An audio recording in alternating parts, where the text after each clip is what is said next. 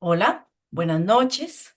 Em, Esperamos que todas y todos estén muy bien. Vamos a dar inicio a este segundo momento de la jornada de investigación estudiantil. Ya la semana pasada tuvimos la primera sesión, la cual fue presencial y se desarrolló en la Universidad Nacional. Esta vez nos convoca una sesión virtual en la que vamos a tener tres exposiciones. Em, Vamos a tener la exposición de una propuesta de tesis, de una propuesta de proyecto de graduación y de una producción didáctica que ya fue defendida em, en la modalidad de maestría. Vamos a tener 30 minutos por persona de las que van a exponer. Yo les voy a avisar si se les va el tiempo, 3 minutos antes de que terminen, ya para que puedan hacer las conclusiones. Y al final, cuando las tres compañeras terminen de exponer, vamos a abrir un espacio de preguntas y comentarios del público.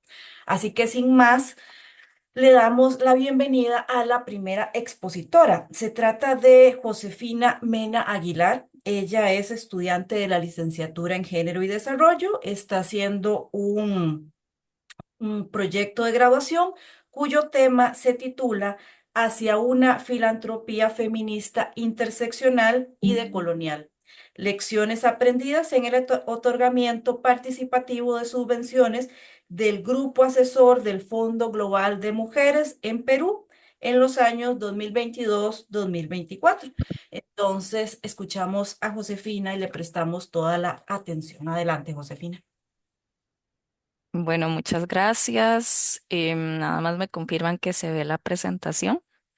Se ve Sí, perfecto. Sí. perfecto. Bueno, en primer lugar, agradecer el espacio al IEM y a la Universidad Nacional, saludar a las profesoras y académicas del Instituto de Estudios de la Mujer, a las compañeras, compañeros que nos acompañan el día de hoy y también aprovecho para saludar a mi comité asesor que está el día de hoy, a mi tutora Paula Sequeira y a mis asesoras Fabiola Quesada y Xiomara Carballo. Un gusto que se hayan conectado el día de hoy. Como menciona Paula, mi proyecto de graduación se titula Hacia una filantropía feminista, interseccional y decolonial, lecciones aprendidas en el otorgamiento participativo de subvenciones del Grupo Asesor del Fondo Global de Mujeres en Perú en los años 2022 y 2024. Voy a ir desarrollando algunos de los apartados que forman parte de un proyecto de graduación, no todos porque realmente no me alcanza el tiempo para desarrollarlos en 30 minutos, pero bueno, para introducir el tema, ¿verdad? Realmente el concepto de filantropía no es tan conocido, ¿verdad? Como otros, como por ejemplo la cooperación internacional.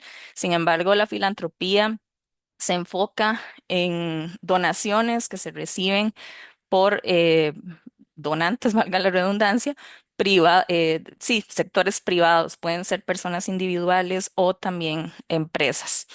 Y hay que reconocer que la filantropía tradicionalmente expresa relaciones de poder, de asimetría y dependencia entre las personas o empresas donantes y quienes reciben, que en este caso serían beneficiarios. Sin embargo, en la actualidad se identifican tendencias al cuestionamiento de estas relaciones de poder bajo estrategias que llaman shifting the power o, digamos, como transformar el poder o volcar el poder, por decirlo así. Y una de ellas es el otorgamiento participativo de subvenciones, que hay una experiencia específica a través de un proyecto piloto que inició en el 2022 a través del Fondo Global de Mujeres en el Perú. Esto se lleva a cabo a través de una instancia colectiva e interseccional para la toma de decisiones en el otorgamiento participativo de subvenciones. Y esta instancia, que se llega a llamar grupo asesor, es representada por diversas identidades que están presentes en el movimiento que lucha por la violencia, por la justicia de género en el Perú.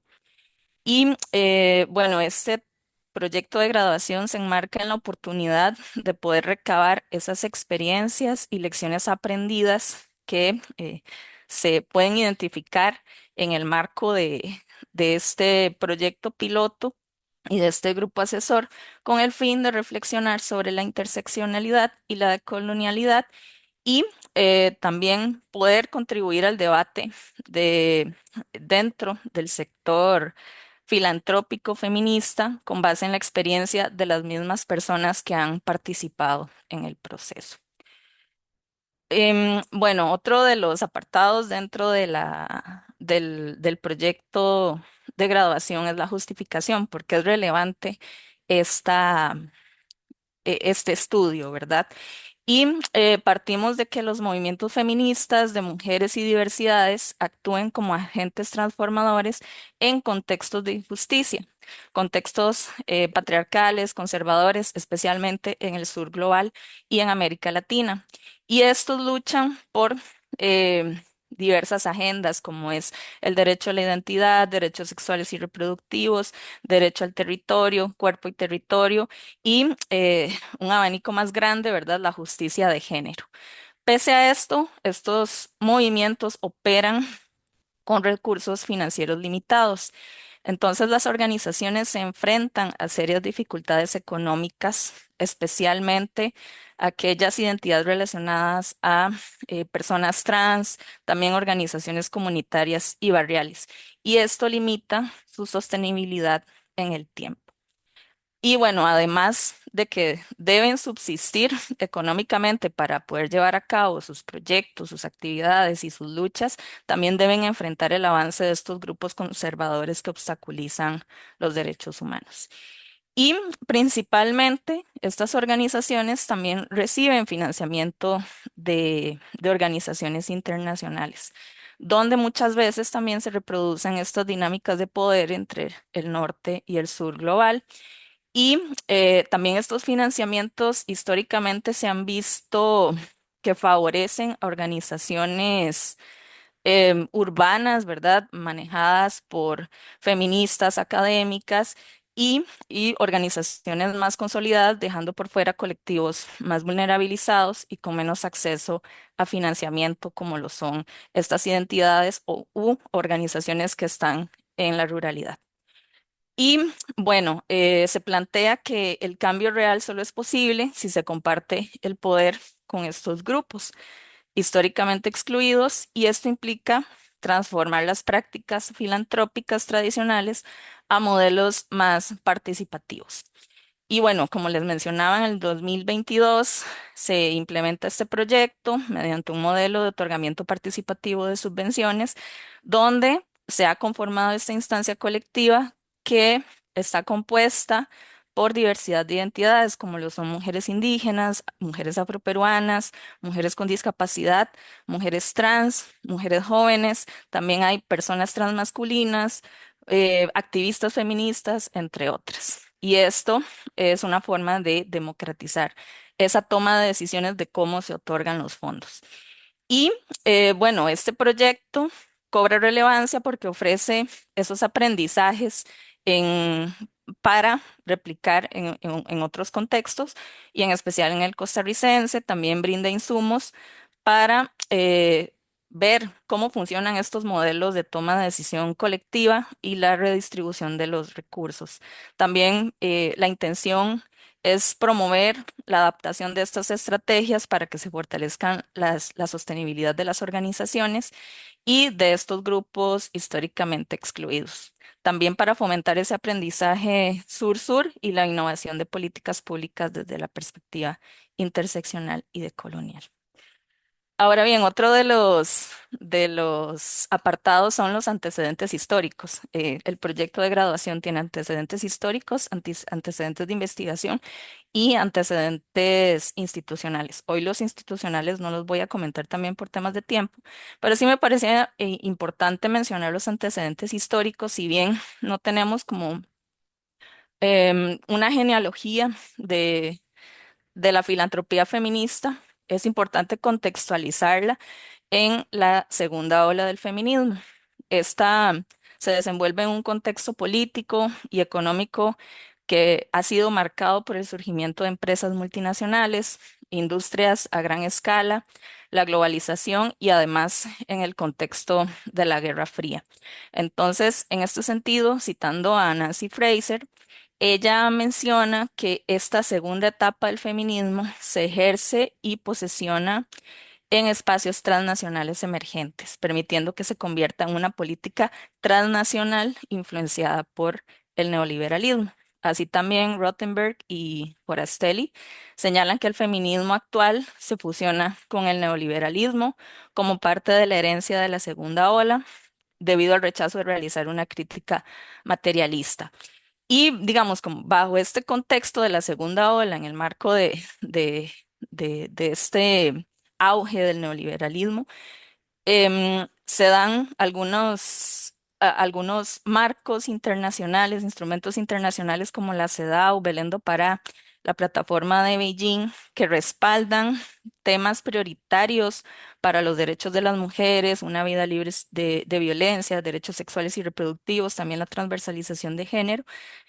Sin embargo, en este contexto neoliberal. Entonces, la filantropía feminista se fortalece y se consolida en este contexto para financiar justamente estas agendas. Ahora bien, los antecedentes de investigación, realmente no, solo pude encontrar una investigación relacionada a otorgamiento de subvenciones realizada por Mariely Rivera Hernández. Esta se llama Género, Filantropía y Caribe, desafíos operacionales de algunas entidades enfocadas en mujeres que abren camino a otras mujeres. Y bueno, la autora, dentro de los hallazgos, reconoce que las organizaciones tienen una historia de lucha por los derechos de las mujeres y reconocen la necesidad de hacer cambios sistémicos y para ello necesitan recursos. Entonces, es a través de la filantropía feminista que pueden subsistir y realizar sus actividades, entre otras fuentes de financiamiento. Sin embargo, pues la filantropía en estos países aún está influenciada por la caridad tradicional. Ahora más adelante en el marco teórico vamos a ver un poco de qué trata este concepto de filantropía, pero está muy relacionado con la caridad, ¿verdad? Como no sé si se acuerdan eh, cuando se habla, no sé, por ejemplo en Estados Unidos que realizan estos eventos de caridad o tal persona famosa, una estrella de cine, dona cierta cantidad de dinero, etcétera, está muy relacionado a eso. Y aunque hay esfuerzos por incorporar la perspectiva de género para hacer estos procesos más inclusivos y participativos, pues se observa una preferencia por donaciones individuales con menos restricciones. Esto quiere decir que estas organizaciones filantrópicas dan directamente fondos o subvenciones a las organizaciones de la sociedad civil y son más flexibles. Entonces, esto permite mayor autonomía para la ejecución de los fondos. Sin embargo, se destaca la necesidad de una filantropía más participativa, con un enfoque de género, como el modelo de otorgamiento participativo de subvenciones del Fondo Global de Mujeres. Realmente me llamó la atención que lo mencionaran en este artículo. Entonces, se va posicionando también como un modelo para otorgar los fondos a las organizaciones de la sociedad civil. Y bueno, estas organizaciones se enfrentan desafíos para la sostenibilidad financiera, por ejemplo, también presentan desafíos para la redacción de propuestas de proyectos, la diversificación de fondos y la planificación a largo plazo. Y por parte de los donantes o de las organizaciones filantrópicas, todavía hay una comprensión limitada de lo que realmente es la filantropía feminista, ya que hay una tendencia a feminizar las donaciones. Por ejemplo, van dirigidas al rol del cuidado de las mujeres, a proyectos que tienen que ver con el cuido, pero realmente no están cuestionando o transformando esas relaciones estructurales de poder y las desigualdades. Y esto evidencia la deficiente integración de la perspectiva de género. Bueno, ahora con el problema de investigación. Bueno, partimos de que estas organizaciones feministas de mujeres y diversidades son clave para reivindicar la justicia de género y la democracia, pero enfrentan restricciones financieras, violencia y exclusión, especialmente en contextos conservadores y patriarcales.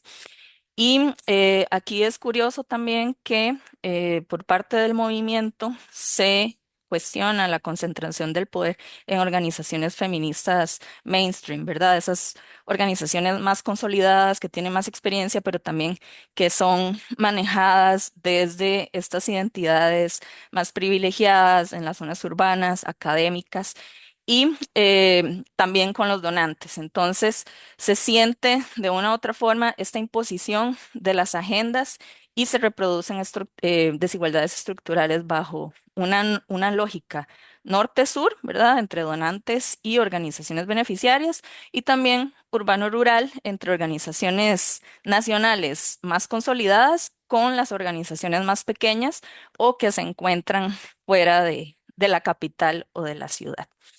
Y bueno, este otorgamiento participativo de subvenciones figura como una alternativa cuyas lecciones podría fortalecer las estrategias de redistribución de recursos en otros contextos como el costarricense. Y a la hora de buscar estudios similares, tanto en Costa Rica como en Perú, la verdad fue muy difícil encontrar sobre este tema, entonces y sobre todo alrededor de las percepciones de quienes participan en la redistribución de los fondos. Entonces, esto también señala y subraya como esta necesidad de urgencia de investigar y visibilizar modelos participativos que fortalezcan la justicia de género desde las voces de los movimientos y de las personas que son parte de. Ahora ya adentrándonos en lo que realmente es esta investigación, los objetivos. El objetivo general es identificar las lecciones aprendidas en el otorgamiento participativo de subvenciones del Grupo Asesor del Fondo Global de Mujeres en el Perú para contribuir al debate sobre la filantropía feminista y la justicia de género interseccional y decolonial en la asignación de recursos económicos. Entonces, este objetivo se subdivide en tres específicos, que el primero es realizar un diagnóstico sobre las estrategias y dificultades para alcanzar la justicia de género interseccional y decolonial a partir de las acciones desarrolladas por este grupo asesor o esta instancia colectiva de toma de decisiones. El segundo objetivo es indagar las experiencias interseccionales y decoloniales de las organizaciones subvencionadas sobre el otorgamiento de recursos económicos por parte del grupo asesor. En este caso, vamos a indagar las experiencias interseccionales y decoloniales con las organizaciones que reciben los fondos. Y por último, como producto, tendríamos generar un informe ejecutivo de experiencias y lecciones aprendidas sobre el debate acerca de la filantropía feminista, interseccional y decolonial en el otorgamiento participativo de subvenciones. Del marco teórico, me gustaría mencionar dos conceptos que tal vez nos pueden ayudar a entender mejor la propuesta. El primero sería filantropía feminista. Y para ello es importante también entender qué es la filantropía, como les mencionaba al inicio. Entonces, aquí me gustaría citar a Fontaine, que menciona que la filantropía es una iniciativa que mezcla esfuerzos público-privados y que surge al interior del capitalismo norteamericano, esto posterior a la Guerra Civil, y se consolida a inicios del siglo XX. Y es interesante porque menciona que estas donaciones no son solo acciones de caridad, como les mencionaba, y de bien común, sino que realmente figuran como em, parte de los beneficios que tienen los donantes. Por ejemplo, aquí menciona beneficios tributarios. Y según el autor, la filantropía ha facilitado un rostro más humano al capitalismo. Sin embargo, hay otras perspectivas relacionadas a la filantropía. Aquí relacionando con este concepto de Cruz Hernández que se refiere a la filantropía hegemónica, ¿verdad? Que podríamos decir que es como esa filantropía tradicional. y esta se basa en la entrega de recursos desde una posición de poder, generando relaciones de dependencia ideológica y cultural. Y esta dinámica refuerza la idea de escasez como pobreza y estigmatiza la filantropía como caridad. Así se aleja de su potencial transformador y de fortalecimiento comunitario. Entonces, aquí es donde entra la filantropía feminista, ¿verdad? Con estos enfoques más transformadores que según Rivera y Hernández se basan en acciones orientadas al bien común desde una perspectiva de género. Este enfoque transforma la visión tradicional de filantropía, de la filantropía como caridad, y esto es influido por los contextos políticos, por los movimientos sociales y también por el feminismo. Entonces, esto impulsa una práctica más consciente y contextualizada a las necesidades de estos contextos, movimientos y sí, países. Entonces, otro de los conceptos es este otorgamiento participativo de subvenciones, ¿verdad? Que para el Fondo Global de Mujeres es como es un modelo de filantropía feminista, el cual reconoce el liderazgo de activistas del movimiento por la justicia de género, especialmente de los grupos históricamente marginalizados y excluidos de los espacios de toma de decisiones, pero también excluidos del acceso a los recursos. Y es a través de este modelo participativo, de otorgamiento participativo de subvenciones, que se promueve la toma de decisiones colectiva desde una lógica sur-sur, entre pares, por decirlo así, y este enfoque busca transformar esas dinámicas de poder que se han establecido entre el norte y sur en la asignación de fondos o entre donantes y organizaciones beneficiarias. Ahora bien, ya para adentrarnos en la metodología, este proyecto de graduación, eh, su sustento teórico metodológico utiliza un lenguaje, un enfoque cualitativo y se centra y analiza en las experiencias interseccionales y decoloniales de las diversas identidades que forman parte del movimiento que lucha por la justicia de género en el Perú. Busca generar lecciones aprendidas para mejorar estrategias y replicar estos modelos, así como enriquecer el debate dentro de las organizaciones feministas filantrópicas. Y también cabe resaltar que el enfoque cualitativo también posiciona a la persona investigadora como parte activa de las dinámicas históricas y coloniales del proceso, es decir, se hace una investigación situada en el tiempo y en el contexto histórico. Y bueno, por otro lado, el diseño de investigación es investigación-acción, el cual permite comprender y resolver problemáticas colectivas mediante la participación activa de las personas involucradas. Esta investigación-acción también es feminista, ya que reconoce las personas participantes como productoras del conocimiento, desafía esas visiones hegemónicas y evita enfoques extractivistas en las ciencias sociales.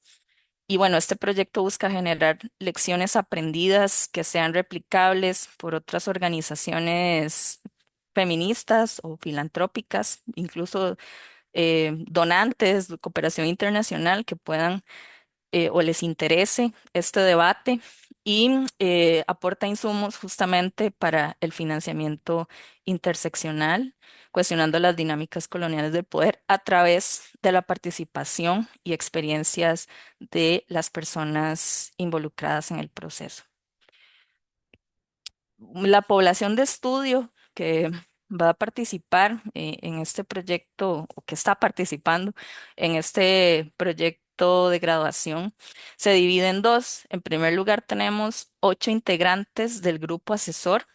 Este grupo asesor, como les mencionaba, es esta instancia que toma decisiones de forma colectiva para otorgar los fondos y está conformada por estas identidades que forman parte del movimiento que lucha por la justicia de género, entre ellas, bueno, como ya les había mencionado, mujeres indígenas, mujeres con discapacidad, mujeres afroperuanas, mujeres trans, personas transmasculinas, activistas jóvenes y adolescentes, feministas, entre otras.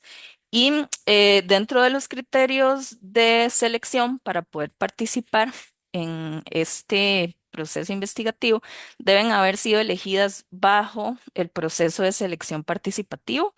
También deben conocer el proceso de toma de decisiones colectiva y haber participado en al menos 2 rondas de concesión de fondos.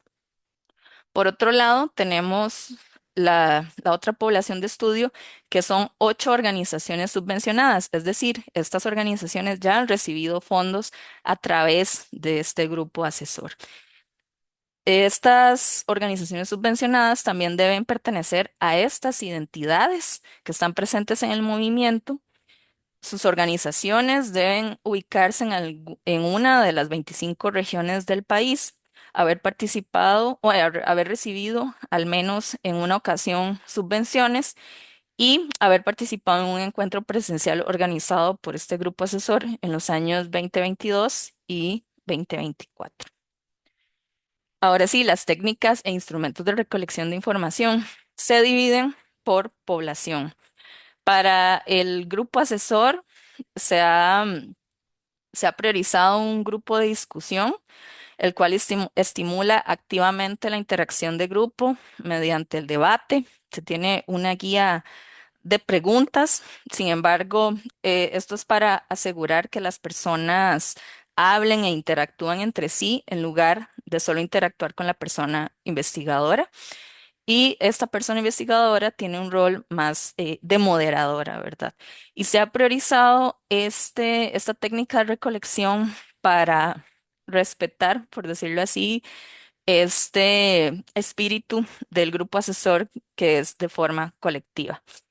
Por otro lado, tenemos entrevistas semiestructuradas que están dirigidas a estas organizaciones subvencionadas. Entonces, esta técnica se cuenta con una guía de preguntas para desarrollar una conversación estructurada dirigida por la persona entrevistadora y es más como una conversación, ¿verdad? Por medio de estas preguntas, pero se practica la escucha activa.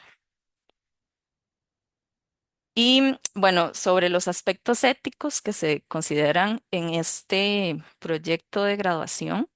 En primer lugar, se considera la voluntariedad, ¿verdad? Esto implica que la persona participa por determinación propia y no media en relaciones de poder sobre recursos económicos, científicos, ni de ningún otro tipo. También el consentimiento informado, que es este proceso donde se informa sobre los objetivos, los alcances, los productos y también las implicaciones de la investigación. Y la persona manifiesta su participación voluntaria mediante el consentimiento informado. También tenemos la confidencialidad, que esto implica la utilización de los datos de estas personas van a ser de uso exclusivo para los fines estipulados en el consentimiento informado y la persona tiene derecho a que se guarde esa confidencialidad de su identidad, la información personal y otros datos. También la anonimidad, que esto implica que la información que se recabe y el análisis de los datos se va a hacer de forma anónima. No va a ser posible establecer un vínculo entre dato, muestra con alguna persona específica o en este caso también con una organización. Y la utilidad de los datos, en primer lugar, es de uso académico, que será colocado en el repositorio de trabajos finales de graduación de la Universidad Nacional, pero a su vez van a ser utilizados por el Grupo Asesor y el Fondo Global de Mujeres para reflexionar sobre su trabajo en los años 2022 y 2024 y también para compartir con otras organizaciones que brindan fondos o organizaciones filantrópicas feministas. Ahora me gustaría comentarles en qué momento estoy de la investigación, el estado actual y también Venga, los retos identificados. ¿Sí? disculpa, te quedan 3 minutos. Ok. Perfecto. Bueno, a la fecha. se han realizado 8 entrevistas virtuales con las organizaciones subvencionadas, es decir, ya he acabado con esa fase, todas han completado el consentimiento informado y actualmente estoy transcribiendo. Algunos de los retos identificados es que estas organizaciones o las personas activistas tienen una agenda muy ajustada.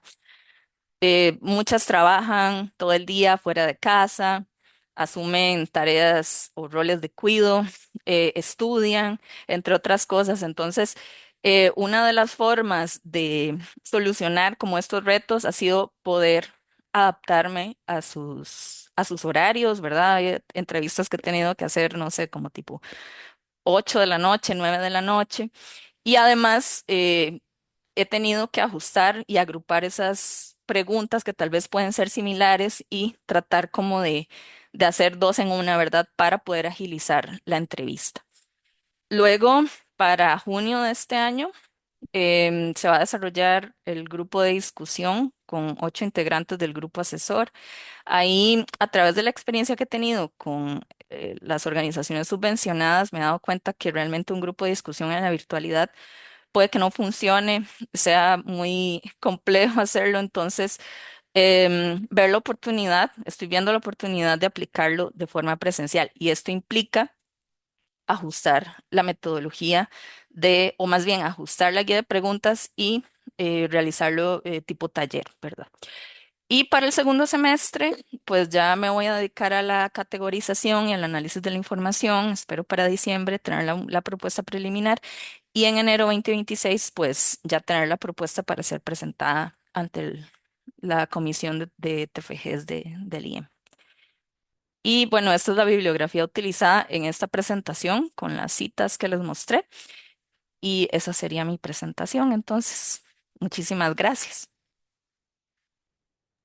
Muchas gracias, Josefina, por apegarte al tiempo y por tan interesante exposición.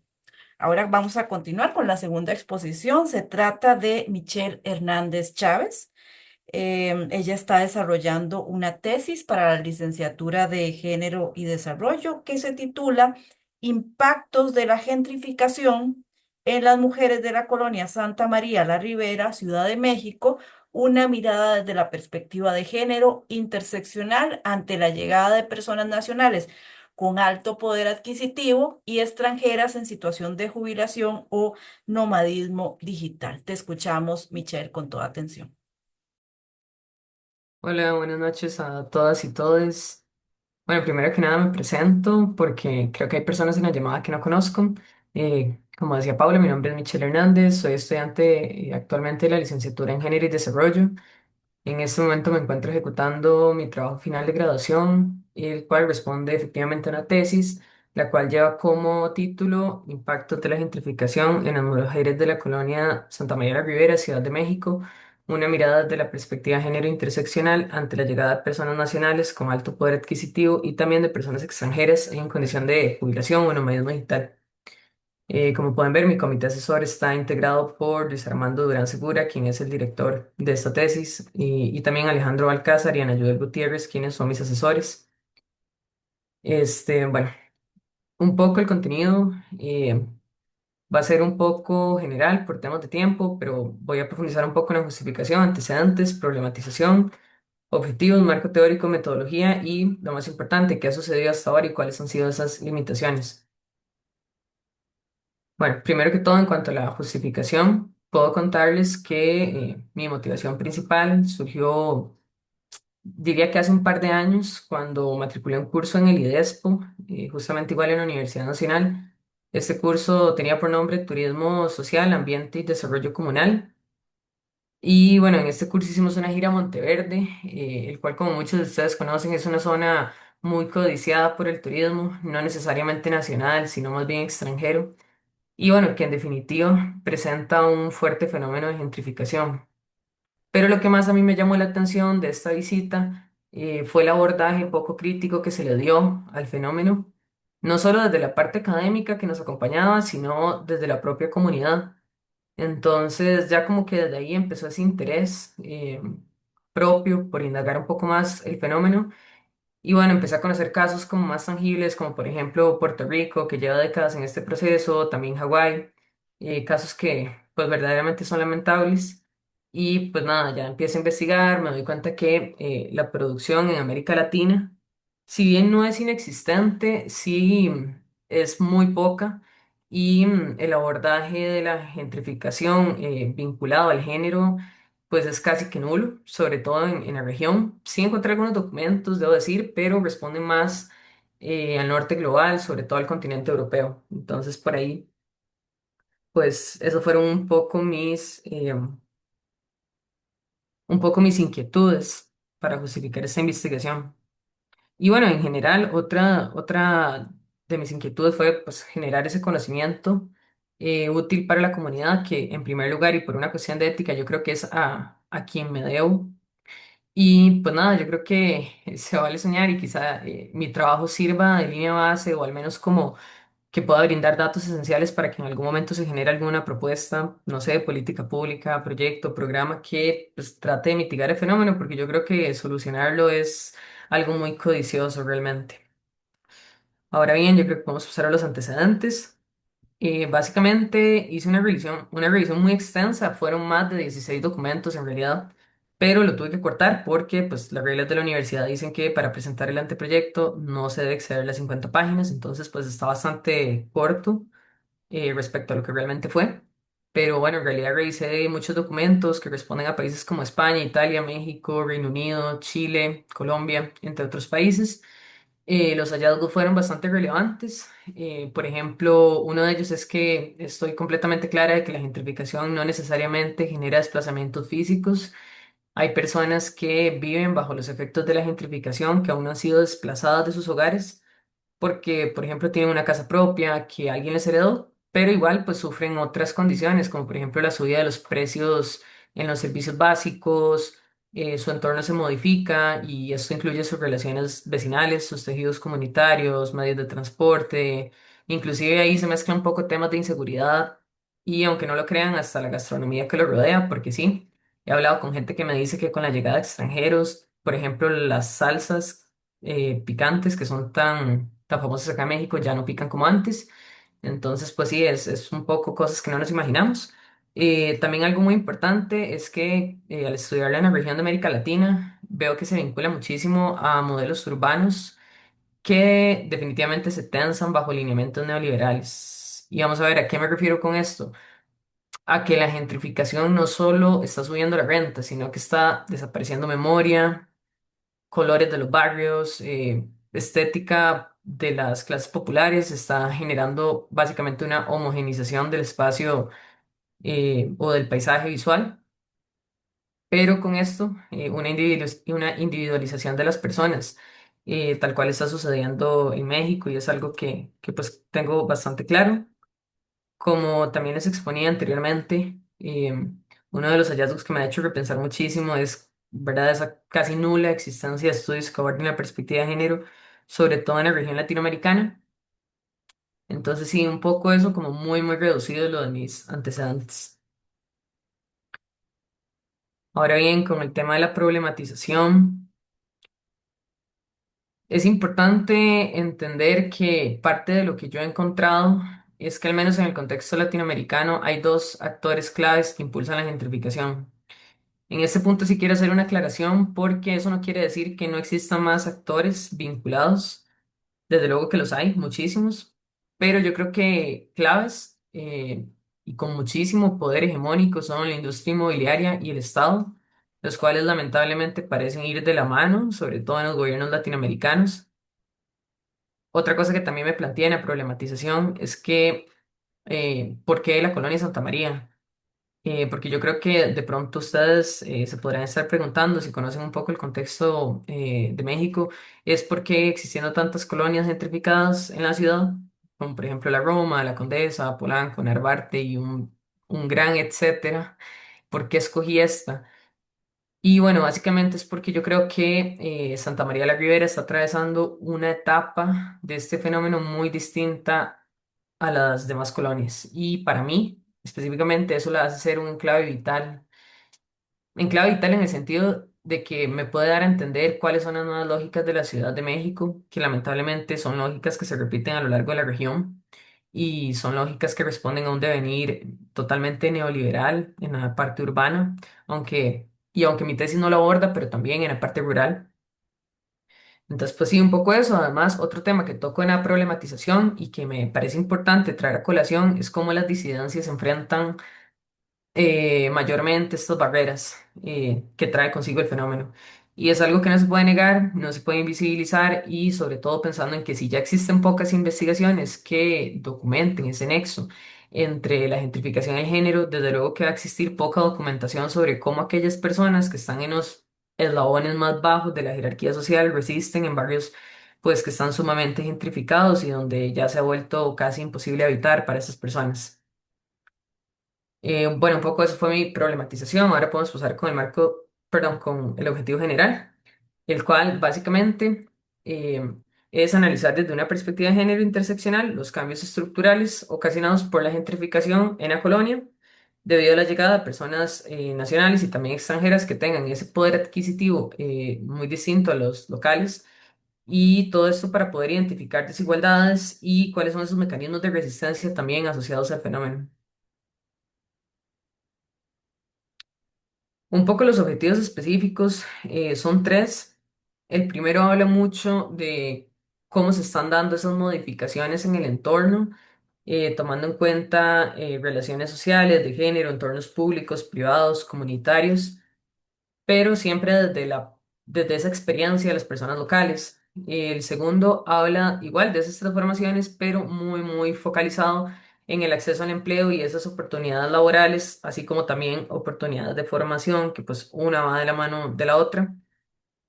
Y el tercero, básicamente, se centra en analizar desde una perspectiva interseccional cuáles son las estrategias de resistencia que están adoptando las mujeres, pero en este caso también las disidencias, frente a esos cambios estructurales que de una u otra forma les van a atacar de una forma diferenciada. Ahora bien, el marco teórico eh, es bastante extenso. Acá solo voy a mencionar como algunas palabras claves que yo creo que son las más importantes para contextualizarles. Primero que todo, gentrificación, el cual es muy difícil de concretar en una sola definición, pero si yo tuviera que dar una, creo que la más certera sería decir que es una revalorización de la infraestructura, pero siempre con ese afán de obtener un plusvalor, lo cual, ¿verdad? De una u otra forma va a causar segregación y expulsión. Pero bueno, es mucho más amplio que eso. ¿Por qué? Porque desde luego, al causar efectos de segregación y expulsión, no podemos reducir el concepto a simplemente que llegan extranjeros con dinero y que desplazan gente, porque tal y como mencionaba anteriormente, este fenómeno no siempre se traduce en sacar gente de sus casas. De hecho, hay distintos tipos de expulsión, inclusive que yo menciono en mi marco teórico. Por ejemplo, la directa, que es la más clara, donde llegan y sacan a la gente. Bueno, hay relatos de gente que inclusive le han sacado golpes de su departamento. O bueno, si uno tiene suerte, pues lo notifican. Pero bueno, eso es una. Otra es la indirecta, que es cuando hay muchísima presión social y económica, donde ya las personas pues dejan de sentirse parte de esa comunidad o de ese tejido vecinal por un tema de clase. Entonces, pues empiezan a irse del lugar y la expulsión excluyente, que es cuando el Estado, pues básicamente no garantiza el derecho a la vivienda y eso, pues desde luego golpea muchísimo más a las clases bajas medias. También es importante entender que, bueno, la gentrificación se traduce también en el desplazamiento del comercio, sobre todo el comercio informal, lo cual es algo muy importante en México. También el desplazamiento de las tradiciones, la cultura, el arraigo, el tejido vecinal. Es decir, básicamente es borrar como todo aquello que no entra dentro de la estética del privilegio. Y pues aquella estética de privilegio donde todo es limpio, todo es exactamente igual, todo es homogéneo, todo es caro, mientras que todas las expresiones de la clase popular están siendo borradas, casi casi como si la pobreza incomodara y necesitáramos eliminarla. Por eso digo que definir o conceptualizar la gentrificación es muy, muy difícil. Y pues bueno, básicamente estamos hablando entonces de pérdida de identidad, de comunidad, de historia. El espacio se vuelve sumamente plano, como si en esta parte de la ciudad no habitaran personas o no hubiesen habitado locales antes de la llegada de nuevas personas. Pero bueno, eso por ahí porque es muy complejo. También he utilizado otros conceptos claves como territorio, entendiendo el mismo como un espacio no solamente geográfico, porque yo creería que eso es muy simplista, sino como un espacio de relaciones donde se ejerce el poder efectivamente. Y también he profundizado en el concepto de ciudad neoliberal. Me gustaría profundizar más adelante, pues todavía más, pero básicamente hasta el momento lo traduzco como entender esa planificación urbana diseñada al servicio del capital, donde todo, absolutamente todo en la ciudad existe desde y para la lógica empresarial de esa ciudad. Es decir, se está mercantilizando el territorio y por ende los cuerpos que habitan ese territorio. Los estados están viendo involucrados, inclusive en esa necesidad de, casi como si el estado fuera una empresa, ¿no? Reducimos gastos, incrementamos ganancias y pues entonces los ciudadanos terminamos siendo clientes de una u otra forma. Entonces, pues bueno, sí, eso, y también he utilizado conceptos como la producción desigual del espacio, que pues tiene que ver muchísimo con el ejercicio de poder que se da en el territorio. ¿Por qué? Porque específicamente se excluye a las clases populares y a las disidencias en mayor medida, y por ende la producción del espacio no es igual para todas las personas. Así, esas personas habitan el mismo territorio y es algo muy importante tener en cuenta. También he usado otros conceptos más especializados, como el moving inmobiliario o gentrification, que, bueno, el moving hace alusión como a ese acoso que la industria inmobiliaria ejerce sobre, bueno, ejerce muy violentamente sobre las personas que sufren desalojos y desplazamientos de de sus viviendas, perdón. Y la mayor parte del tiempo estos mecanismos son ilegales, desde luego, es importante destacarlo. Y el gentrification es básicamente una mezcla muy clara respecto al nexo que existe entre gentrificación atravesada por las relaciones de género.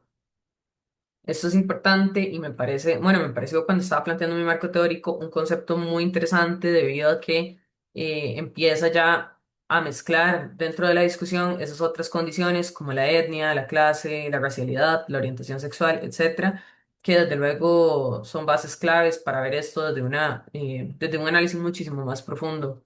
Y en cuanto a las teorías, bueno, sí explico que los estudios sobre la gentrificación profundizan muchísimo en aspectos como teorías de la renta, ecología urbana, entre otras, pero en realidad, en lo personal, me parecen que son muy del área económica y mi tesis está más centrada en realmente el rol que tiene el Estado, esa complicidad, digamos, de una u otra forma, que a veces es un poco solapada o a veces más bien es muy descarada y desde esa perspectiva interseccional, que desde luego pues no puedo dejar de lado, y es el entender que no todos los cuerpos que habitan el territorio atraviesan el fenómeno de la misma forma. Y bueno, ahora que he hecho un poco de trabajo de campo, es algo que, bueno, les voy a comentar un poquito más adelante, pero me he dado cuenta que quiero reforzar muchísimo más mi marco teórico. Em, es algo sumamente necesario. He encontrado autores como Lisa Bollmer, que habla más desde el marxismo, que es una apuesta con la cual yo personalmente me identifico y me adscribo, entonces desde luego quiero profundizar más desde ese punto. También me gustaría profundizar el tema de la sociedad neoliberal, desde puestas como las de David Harvey, que es algo que hasta el momento no he incluido, también por una cuestión de la extensión del trabajo, como les mencionaba antes. Em, Esta apuesta de David Harvey me parece importante porque habla de cómo empiezan esos ciclos de gentrificación, muy aunado a cuando hay crisis de consumo del capital y por ende se deben desplazar esas inversiones o ganancias de los señores capitales a otros mercados. Y uno de los nichos que casualmente han encontrado como muy bueno, que efectivamente genera muchísimas ganancias para un grupo muy reducido de gente privilegiada, es el sector inmobiliario. Entonces, eso también me gustaría reflexionar un poco a partir de los textos del sociólogo Pablo Gaitán, quien también habla muchísimo del desarraigo comunitario y creo que es algo que me falta reforzar en mi marco teórico, desde luego. Em, y bueno, por último, sí creo que es necesario añadir otros conceptos extras como estado inmobiliario, plusvalor, revalorización, tanto cultural, simbólica como económica, y mercantilización de la vivienda, resistencias populares, entre otro montón que realmente aún no he añadido y que con el trabajo de campo que he hecho creo que los he repensado muchísimo. Ahora bien, un poco para hablarles de la metodología. Bueno, mi investigación pues es exploratoria con un enfoque cualitativo, se basa en un diseño narrativo. El hecho de que se base en un diseño narrativo fue algo que se discutió en algún momento con las dos profesoras con las que he llevado los cursos de investigación, porque creo que al final terminó siendo un posicionamiento muy personal, debido a que a mí me parece que lo más apropiado siempre es escuchar a aquella población a la cual le aqueja el fenómeno. Y bueno, desde luego yo puedo asegurar hoy en día que la forma en la que más he aprendido y me he ido especializando en este tema es yendo a la calle, escuchando a la gente, no solo sentándome en mi escritorio a leer libros que en su mayoría y lamentablemente son de autores del norte global, que por ende me brindan perspectivas un poco alejadas de mi realidad de estudio, que pues básicamente responde al cono sur. Entonces, pues sí, además mi población es igual, un poco en esa misma línea, y por eso decido que mi maestría sea por conveniencia, entendiendo que necesito saber quiénes son las personas que habitan la colonia, porque además es un territorio ajeno a mí, y cuáles son esas personas que en realidad pueden ser claves para mi investigación. Y en este devenir, pues he caminado mucho, he conocido a muchas personas, he hablado y he escuchado muchas experiencias, lo cual creo que ha sido muy enriquecedor. Y bueno, nada, las técnicas que propuse son entrevistas semiestructuradas, cuatro específicamente, de las cuales ya he aplicado una. Eh, También creo que a pesar de que yo planteé cuatro, voy a aplicar más que esos porque necesito hacer una saturación de información y me parece importante como no sesgar, sino más bien enriquecer la información todo lo que pueda. También propuse dos grupos focales, uno para trabajar mapeos sensibles, lo cual es básicamente poner a la gente a trabajar con mapas, y es un ejercicio para mí muy interesante. Esto me lo propuso uno de mis asesores, que es antropólogo. Él me decía que, bueno, eso tiene una connotación muy participativa que permite que estas personas de una u otra forma plasmen esas experiencias en en ese soporte gráfico que básicamente es el mapa, y se les dé esa oportunidad de relatar el territorio, primero desde su experiencia, pero también con todo lo que implica ese territorio. Es decir, es una herramienta que va a permitir que se discuta, que se problematice, que se propongan otras formas de entender el territorio, la colonia, y que se construya esa comunidad de encuentro, desde luego entre vecinos, lo cual es muy importante y creo que me va a ayudar de una otra forma a documentar esas experiencias colectivas. Y bueno, yo creo que está de más decirlo, pero es como también para que esos mapas queden ahí, como un recurso más para la comunidad, que creo que es algo que se puede crear a partir de este proyecto y que sería interesante, como en ese sentido de hacerles alguna evolución. También otra de mis técnicas es la observación participante, la cual estoy aplicando desde noviembre del año pasado hasta hoy en día. De hecho, actualmente me encuentro en la Ciudad de México, y pues el diario Campo, que va muy de la mano con la observación participante. Básicamente, ese diario de campo es el libro del cual no me despego, donde voy, ahí lo ando, voy anotando todo, y yo creo que nada, va a ser un gran soporte para el análisis de datos que pues ya lo siento muy cercano a iniciar. Y pues en cuanto a los criterios de selección y exclusión, en realidad no eran tan complicados, realmente siempre quise trabajar con personas mayores de edad. Es un poco para evitarme un poco el tema de atravesar toda esa complejidad que implica trabajar con personas menores de edad. Y además me planteé que me gustaría que fueran personas mexicanas, desde luego, pero que tuvieran unos 5 años de estancia en el lugar. Entonces, en ese sentido, en realidad, pues no ha sido tan complejo. Realmente, como les digo, he tenido más posibilidades hasta inclusive de empezar a saturar la información. Y nada, yo creo que es importante rescatar que todo trabajo final de grabación ha tenido siempre un enfoque ético. Esas consideraciones siempre han estado priorizadas. Se promueve siempre, por ejemplo, todo tipo de consentimiento, no solo el consentimiento informado que entendemos como ese documento formal, sino que también, por ejemplo, en la observación participante, siempre trato de tener el consentimiento de la persona para dialogar, para fotografiar, un poco para acercarme desde una posición horizontal y no desde una posición extractivista de la información, pues bueno, eso no me gustaría practicarlo nunca. Ahora bien, ¿cuál es el estado de la investigación actualmente? Bueno, he participado de dos espacios muy puntuales, uno de ellos en febrero, el otro la semana que acaba de pasar, y bueno, mañana tengo la última sesión. Uno de ellos lo impartió la Casa de la Cultura de la Colonia. Fue muy interesante, se abordaron muchos temas y participó una maestra en patrimonio, y un historiador de la colonia, lo cual creo que le dio un énfasis muy interesante. También estoy participando de este otro esta semana, que se llama Los futuros de la colonia, gentrificación, cartografía participativa y memoria oral en Santa María la Ribera. Ha sido un espacio un poco complejo porque además no todas las personas que participan son vecinos de la zona, pero nada, ha sido un espacio más, y yo creo que definitivamente me ha dejado buenas experiencias, sobre todo bibliografía y demás. Esto es un poco las fotos de lo que sucedió en el primer espacio que les acabo de mencionar y un poco de la observación que se ha dado desde el año pasado. Como podemos ver en la imagen del medio, hay como un contraste muy claro, al menos en el paisaje urbano, letreros, algunas de las fotos son con historiadores y personajes como icónicos de la colonia. Y esto desde justamente este taller de la UNAM, que les digo que fue la semana pasada y que casualmente mañana tuve la última sesión, un poco como el mapeo que se estuvo haciendo y demás, cómo fue el espacio. Y bueno, estas diapositivas que siguen son muy interesantes porque algo que yo no me planteé fue realizar un registro fotográfico, pero hablando con un historiador, el señor que sale en las fotos de atrás, este... Él me enseña que él tiene un registro fotográfico increíble de la colonia desde sus inicios hasta lo más actual. Y un poco su forma de resistir ha sido desde la fotografía. Él inclusive en el Día de Muertos hizo como un altar a casas que han derribado, que él llama que las han asesinado, para generar estos nuevos espacios para la nueva demanda extranjera. Entonces, yo también empecé como con ese registro fotográfico que me pareció muy interesante y yo creo que eso también es un gran hallazgo de lo que he hecho hasta el momento y que nos puede dar pistas de cómo está la situación. Y creo que la comunidad, a pesar de que he encontrado resistencias un poco para que algunos hablen tajantemente, sí en sus paredes encuentro plasmados este tipo de mensajes que, como pueden ver, son muy claros. Entonces, sí, esta Firmina trata de eso y la siguiente también.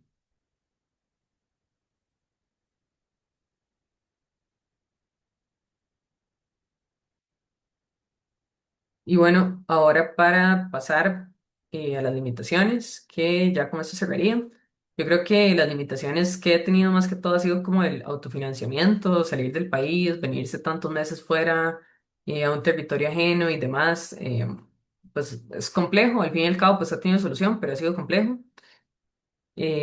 También el tema de las resistencias que ha mostrado la población, porque además esta colonia tiene algo muy particular y es que mezclan mucho un discurso xenofóbico porque en la colonia también hay migrantes del sur global, entonces se mezclan mucho estos dos temas de la gentrificación con la xenofobia, aunque son cosas totalmente aparte, pero creo que desde ahí he encontrado como ese engranaje y ha sido como una resistencia. También desconexión por temas políticos. Hace un tiempo tenía como conexiones en la Casa de la Cultura y demás con una persona que estaba muy interesada en trabajar el tema de la gentrificación, pero pues por temas políticos esta persona la remueven, entonces como que se pierde ese enlace que tenía directo, lo cual pues también fue como ahí un desfalco. También un poco los espacios para ejecutar grupos focales, no es tan sencillo encontrar espacios. Y por último, y que me parece muy curioso, es el uso del consentimiento informado. Cuando aplico entrevistas y le doy a la persona un consentimiento informado, es como full resistencia porque en México no está como esta costumbre de utilizar un consentimiento informado, menos de que me tengan que firmar y yo firmar y como la lectura y todo lo que eso implica. Entonces, si bien no ha sido como una resistencia que me ha impedido del todo aplicar un instrumento, sí es algo que he notado como que genera como un poco esa incomodidad con la población con la que estoy trabajando. Y pues nada, básicamente esa sería toda mi presentación. Gracias a todos por su atención. Gracias, Michelle, por tu interesante exposición. Ahora pasaríamos a la última presentación, que sería por Sigrid Solano Moraga, quien es graduada del posgrado del IEM, la maestría Perspectiva de Género en los Derechos Humanos, y quien nos va a presentar su tema. Ella la defendió en la modalidad producción didáctica, que se titula Guía pedagógica sobre la discriminación racial y de género a través de la construcción simbólica de personajes femeninos afrodescendientes en la literatura costarricense. Te escuchamos, Sigrid, te ponemos toda la atención.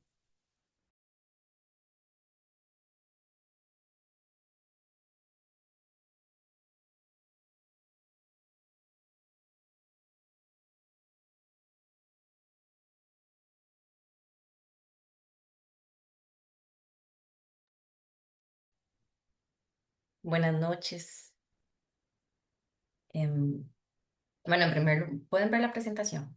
Sí, Sí, se ve perfecto. perfecto. Bueno, en primer lugar, muchas gracias por la oportunidad, por tomarme en cuenta en estas jornadas y también por abrir estos espacios para escuchar estas investigaciones. Y aprovecho la oportunidad para mandarle un saludo a mi directora del proyecto, la profesora Silvia, y a mis profesoras. Bueno, como dijo la profesora Paula, mi trabajo de investigación em, consistió en una guía pedagógica para el análisis de la discriminación racial y de género en la construcción de personajes femeninos afrodescendientes en la literatura costarricense. Tiene el objetivo de estudiar la construcción simbólica de personajes femeninos en tres novelas específicas costarricenses del siglo XX, que fueron Mamita Yunay, de Carlos Luis Fallas, de 1941, La Flota Negra, de Jasmine Ross, de 1999, y Mar Caníbal, de Uriel Quesada, que ambas obras, perdón, las tres obras se estudiaron a partir de un enfoque interseccional y de derechos humanos. Em, la justificación, bueno, es que estudiar, ¿verdad?, la discriminación racial y de género por la que atraviesan las mujeres afrodescendientes es una necesidad actual. En Costa Rica, las mujeres afrodescendientes han sufrido de discriminación por ser un grupo históricamente excluido y por el establecimiento de un discurso que aboga por la blanquitud desde los idearios de las ideas nacionalistas, ¿verdad? La identificación como cultura blanca provocó que en Costa Rica el reconocimiento del multiculturalismo, a diferencia de otras regiones en Latinoamérica, se diera de manera muy tardía. Es hasta el 2015 que aparece, ¿verdad?, que somos una república democrática, libre, independiente, multiétnica y pluricultural en la Constitución política. Yo soy estudiosa de la literatura y he notado que en la literatura canónica, especialmente la escrita, ¿verdad?, por personas blancas, contiene sesgos em, cuando se trata de construir o explicar personas afrodescendientes. Entonces la literatura se proyecta como un aparato ideológico que en muchas ocasiones es el reflejo de una sociedad, ¿verdad?, con sus valores, con sus pensamientos y sus construcciones en diferentes contextos. La discriminación racial y de género no puede desligarse, por supuesto, de ciertos instrumentos que tomamos en cuenta para la construcción de esta guía, como la Declaración Universal de los Derechos Humanos y la Convención Internacional sobre la Eliminación de todas las formas de discriminación racial, que fue adoptada por Costa Rica en 1965. Entonces, a partir de un enfoque interseccional, es que tomamos en cuenta estas diferencias entre los personajes afrodescendientes, de acuerdo, por ejemplo, a su condición socioeconómica, a su edad, eh, a su orientación sexual. Y la intención de estudiar la discriminación racial a partir de la literatura, entonces, fue elaborar una producción didáctica, específicamente una guía pedagógica dirigida a una población académica universitaria. Eh, bueno, especialmente porque en ese momento yo estaba era profesora de un curso de literatura costarricense, entonces podía también utilizar esta guía en ese curso. La modalidad, como bueno, ya lo dijimos, es una producción didáctica, específicamente la elaboración de una guía cuya motivación es la búsqueda de recursos educativos, porque este tipo de guías, ¿verdad?, en donde se mezcle, digamos, o se combine los estudios de género y la literatura, pues no son muy frecuentes. Y con esta guía, entonces, de alguna manera, ¿verdad?, buscar una sensibilidad e información, ¿verdad?, sobre el tema. Mi objetivo general en este proyecto fue elaborar entonces esa guía pedagógica sobre la construcción simbólica de personajes femeninos afrodescendientes en la literatura costarricense, que sirviera como un instrumento para estudiar la discriminación racial, perdón, y de género y su evolución desde el enfoque de género interseccional y de derechos humanos. Esos son los objetivos específicos: describir a los personajes femeninos afrodescendientes del corpus literario seleccionado a partir de la identificación de construcciones simbólicas asociadas a la discriminación, negación o exclusión, o a la integración, aceptación o reivindicación. Y esto también depende de las obras que seleccionamos. Y estudiar diacrónica y sincrónicamente las representaciones simbólicas de las mujeres afrodescendientes en la literatura costarricense, elegida a partir de un enfoque interseccional. Se eligieron estas tres obras porque muestran tres momentos específicos del siglo XX en donde vemos diferentes cambios en la construcción de los personajes afrodescendientes. Y finalmente el tercero es definir la metodología, los contenidos y las unidades de una guía pedagógica para su elaboración. Para la estrategia metodológica nos guiamos en dos cuestiones. En el primer momento, en el estudio de la literatura, elegimos un enfoque semiótico. La semiótica estudia los signos, ¿verdad? Y toma en cuenta la intertextualidad dentro del texto, el contexto cultural, que en este caso es Costa Rica, y los apartados analíticos, ¿verdad? Todo lo que tiene que ver con la construcción del discurso. Y para la elaboración de la guía, elegimos una guía participativa, una metodología participativa, en donde el estudiante, ¿verdad?, es el que se enfoca en su propia construcción de conocimiento a partir de herramientas que la guía le da. Y la población meta es una población universitaria, especialmente estudiantes de literatura, pero aún así puede ser leída por cualquier persona, esa era la intención. Em, bueno, eso sería la estrategia metodológica. Para la guía se eligieron tres momentos específicos en donde se les da cierta información a las personas. El primer momento se llamó Compartiendo mi experiencia, em, que es la introducción al tema y la motivación. Ahí se elige, por ejemplo, ciertas herramientas, por ejemplo, videos, en donde se les da una información previa antes de llegar al segundo momento, que es donde se profundiza por medio de teoría y por medio de la literatura que se elige, los textos literarios que se eligen.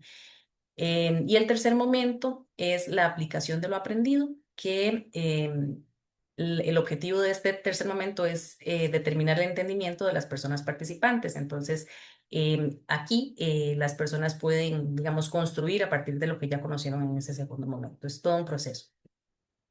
Este es una síntesis del marco teórico y de referencia que se utilizó tanto en la guía como en el documento que se entregó al final. Tenemos acercamientos a los conceptos de raza, racismo y discriminación por medio de estos autores, por ejemplo, Wade, Grossfogel y Miñolo. También tomamos en cuenta la Convención Internacional sobre la Eliminación de todas las formas de discriminación racial, la construcción de una nación racista. Elegimos a Quijano, a Senior, a Duncan y a Quesada Soto. Aquí tenemos un poco, ¿verdad?, de historia de la literatura y de autores costarricenses. Sí. La discriminación hacia las mujeres afrodescendientes, una lucha a través del cuerpo. Elegimos también, bueno, a Yodelet, a Moscovici, a Davis, a Lugones y la Convención sobre la Eliminación de todas las formas de discriminación contra la mujer, a Facio a Freire y a Bell Hooks. Em, Conceptos para entender a las mujeres afrodescendientes en la literatura. Tomamos en cuenta a Edmund Ross, a Eagleton, a Lotman, que son semióticos también. Y para el estudio de las interseccionalidades, entre otros autores, elegimos a Crenshaw y a Platero. Entre los resultados, finalmente, luego de una búsqueda, una lectura de muchas novelas, nos decantamos por estas tres. Por ejemplo, bueno, Mamita Yunay de Carlos Luis Fallas, que les había indicado.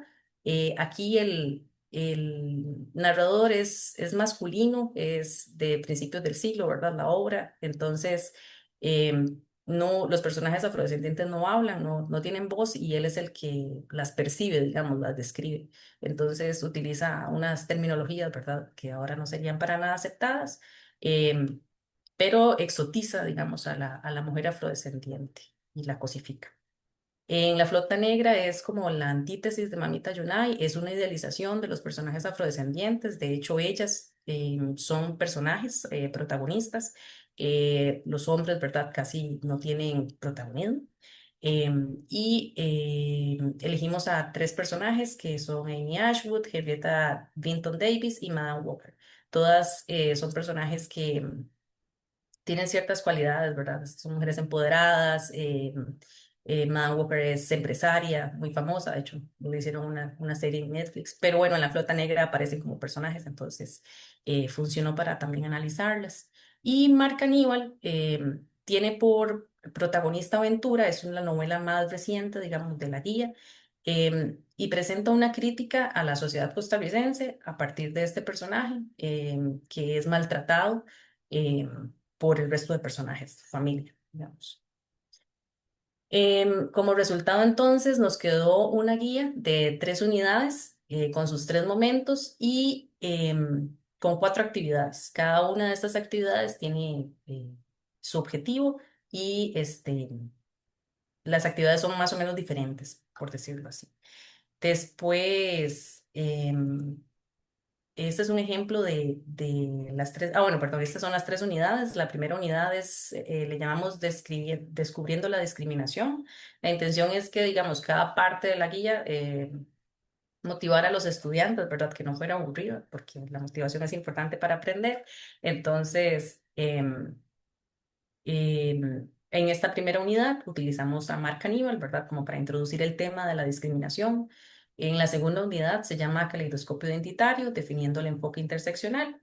Aquí veíamos el enfoque interseccional. Hay que entender también que los estudiantes de literatura, ¿verdad? No reciben usualmente teorías de género. Entonces, se tiene que ir como de lo más básico, ¿verdad? Sobre el tema. Em, Elegimos a Mamita United de Carlos Luis Fallas y en la tercera unidad se llama Rompiendo Barreras, Transgresión, Empoderamiento y Liderazgo y para ello utilizamos la flota negra de Jasmine Ross. Em, Como les decía, cada unidad tiene su objetivo y sus contenidos inicialmente. Entonces, este sí es un ejemplo de la primera unidad. No puse todas, ¿verdad? Para no extenderme demasiado. Pero, por ejemplo, esta decía analizar la discriminación racial desde una perspectiva personal y sociocultural por medio de la adquisición de conocimientos sobre los estereotipos, roles, prácticas culturales que impactan los derechos de las mujeres afrodescendientes con el propósito de promover la igualdad y la inclusión. Y tenemos, ¿verdad?, toda una serie de contenidos. En este caso era la revisión de los conceptos racismo, discriminación por género.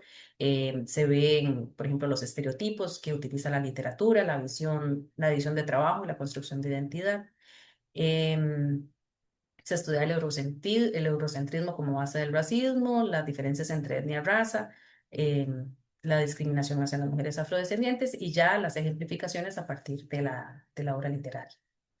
Teníamos aquí el primer momento, ¿verdad?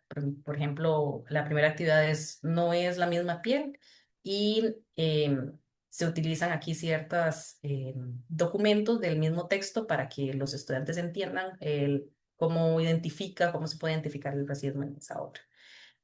Y el tercer momento, ¿verdad? Ya como les decía, es una producción de los estudiantes y, por ejemplo, aquí es un intercambio de ideas grupales. Para esta guía utilizamos, bueno, perdón, no las utilizamos, buscamos a 3 personas validadoras a partir de 3 criterios de selección, ¿verdad? Por ejemplo, que tuvieran experiencia en docencia universitaria, que tuvieran ciertos conocimientos sobre derechos humanos y sobre literatura, y que tuvieran cierta formación en género, ¿verdad? Y discriminación racial. Em, las personas que nos ayudaron fueron Carmen Hutchinson, que fue profesora también en la maestría, y ella nos dio un curso, ¿verdad?, sobre el tema de la discriminación. Entonces, su ayuda en las observaciones que nos dio fue muy provechosa. Lilian Rojas tuvo experiencia en la construcción de guías pedagógicas, entonces también nos ayudó. Y Jesús Cárdenas, que es un profesor de español, estudioso de la literatura, entonces también nos ayudó mucho. Bueno, me dieron algunas observaciones, por ejemplo, de contenidos, ¿verdad?